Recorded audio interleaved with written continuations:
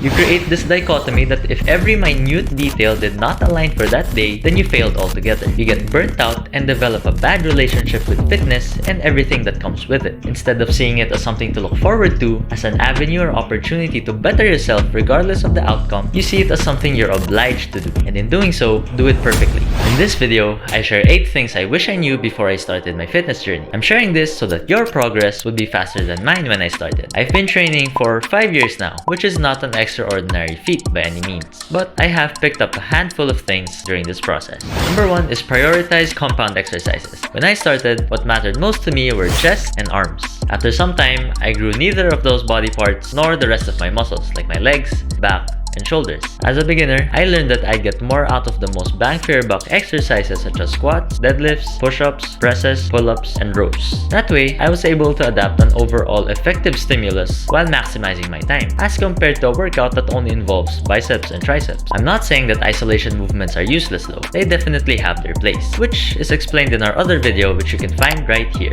Number 2 is less is more. On my first week, I was tempted to go all out and use every ounce of my teen energy, but I was told that I didn't need high amounts of volume nor intensity to induce an adaptation because the stimulus was so new to me. That being said, muscle and strength growth increase the most in your early months into training. This spike in progress is what we call the newbie gains, when the body becomes ultra sensitive to the stimulus, i.e. resistance training, that it drastically adapts by building muscle and strength to keep you alive. So to avoid injury, burnout, and to maximize time, as a beginner, less is more. As you get better, gradually increase difficulty over time. Number 3 is ask questions. I've come to realize that the more experience I gained, the more questions I tend to ask, because I understood that what I knew was merely a fraction of this whole fitness pie, if you want to call it that. Until now, I believe that considering how vast the industry is, there's still so much I haven't learned. We often get intimidated by the overload of information and terms we first encounter in fitness, and that's okay. What's not okay is you refuse to ask questions because either 1, you think you know everything when you don't, or 2, you're afraid to be judged by others. For me, it was the latter. As a beginner, you should be asking questions because among other things, your safety is at stake. The more questions you ask a coach, in particular, the more answers you get, which leads to a better understanding of things in the space, and you will most probably progress further as opposed to not asking questions in the first place. Number 4 is acknowledge critique. When you're a beginner, or any level of experience actually, there is no room for your ego in the gym. This was a recurring theme in my early months into training. At some point, you will be criticized, usually about your form. And that's a good thing. That means someone cares about your progress, be it your coach, your friend, or some stranger you meet in the gym. Those who want you to fail will critique you behind your back, while those who want you to succeed will critique you in front of your face. While most criticisms are ego-shattering in the short term, they do provide great input that help us improve down the line.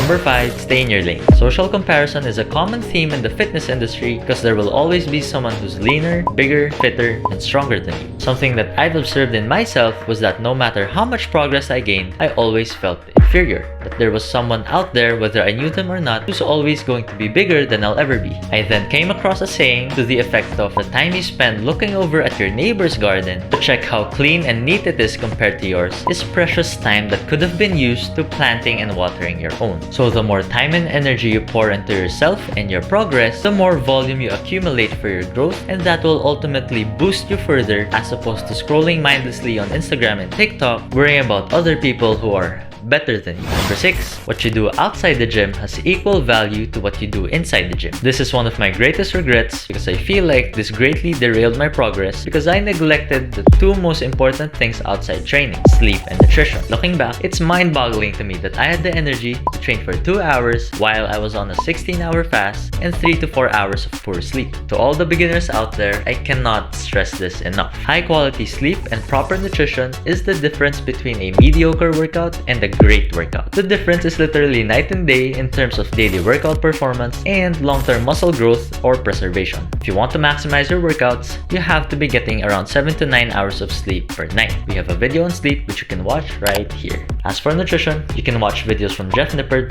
Lane Norton, Sohi Carpenter, and many more. Number 7. There's more to working out than improving one's physique and performance. I recently heard from a podcast, although I forgot who, if the only thing you got from working out were its physiological benefits, then you missed the whole point of working out. Pushing yourself in the gym translates to other areas of life. You develop resilience, grit, discipline, and many more great side effects. I saw in myself that if my work ethic and focus in the gym did not carry over to the other aspects of my life, then I was missing out on a big opportunity for overall growth. If you want to know more about the mental benefits of exercise, you can watch our video right here. Last but not least, number 8. Good is better than perfect. Once you develop a liking toward fitness, you realize that there are multiple variables you can manipulate and experiment with to come up with the protocol that best suits your lifestyle. Training tools, diets, supplements, morning and evening routines, there's just too many to count. Just like most skills, focus on improving one area at a time. It's better to be consistently good than irregularly perfect. It's not black and white. If you wake up from poor sleep, it's not the end of your day. Focus on doing the next right thing, be it to spend time in nature, journaling, meditation, a workout, or cooking yourself breakfast. As I gained more experience, I realized that the enemy of progress is perfection,